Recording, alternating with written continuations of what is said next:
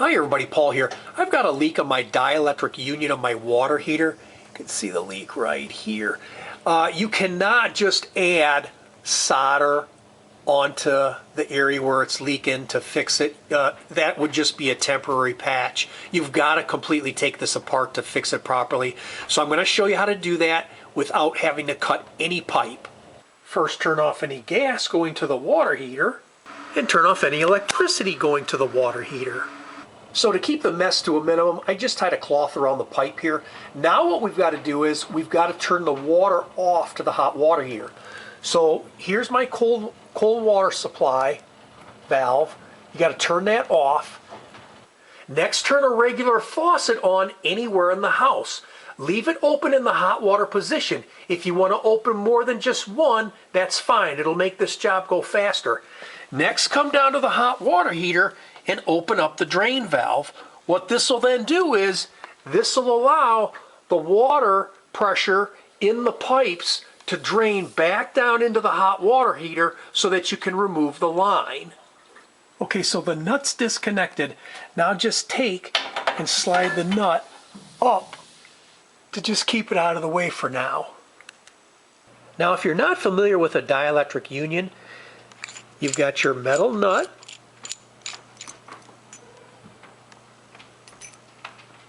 then you've got plastic sleeve, a brass shoulder, rubber washer, and a metal shoulder.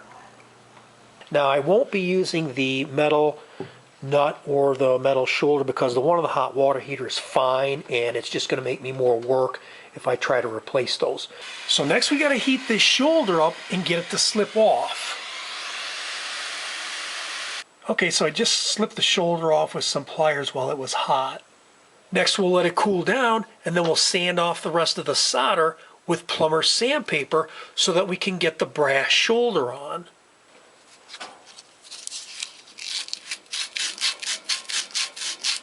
Okay, so we got it cleaned good with the sandpaper. Then I like to do a final cleaning with one of these wire brushes. That looks real good and the brass shoulder fits on real nice.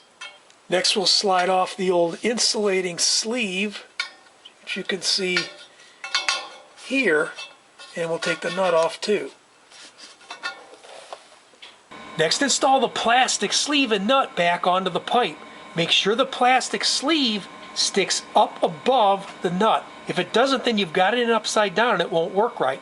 Make sure that you slide it up out of the way so that the heat does not in any way melt the plastic when you go to solder in the shoulder. And go ahead and rough up the surface on the inside of the brass shoulder. Next, make sure the inside of the brass shoulder is clean real good and be sure to clean the outside of the pipe as well. Next, apply clean flux with a clean brush to the inside of the brass shoulder and to the outside of the pipe. Make sure to keep the brass shoulder seated up into the pipe tight. I'm going to use a piece of wood here to keep it shimmed up while I solder it so there's no way that this shoulder will slip down. And go ahead and solder it in. Make sure you feed the solder in to the opposite side that you have the flame on. Once it's cooled down, install your washer, center it over the top, and fasten down the metal nut, being careful not to cross thread it.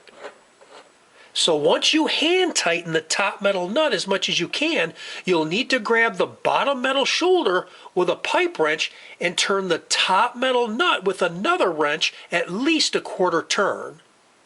And last, turn the water back on and inspect it for leaks. One thing I forgot to mention is make sure the joint is completely dry and not wet with any water before you solder it. Otherwise, you may not get a good soldered joint. If your hot and cold water heater connections are not brass or copper, and the water lines in your house are copper, always be sure to use a dielectric union to help prevent corrosion and water leaks at the connections. I hope you found this helpful, and if you like this video, please hit the like button below, share it with your friends, and please be sure to subscribe. God bless you and have a great day. Bye for now.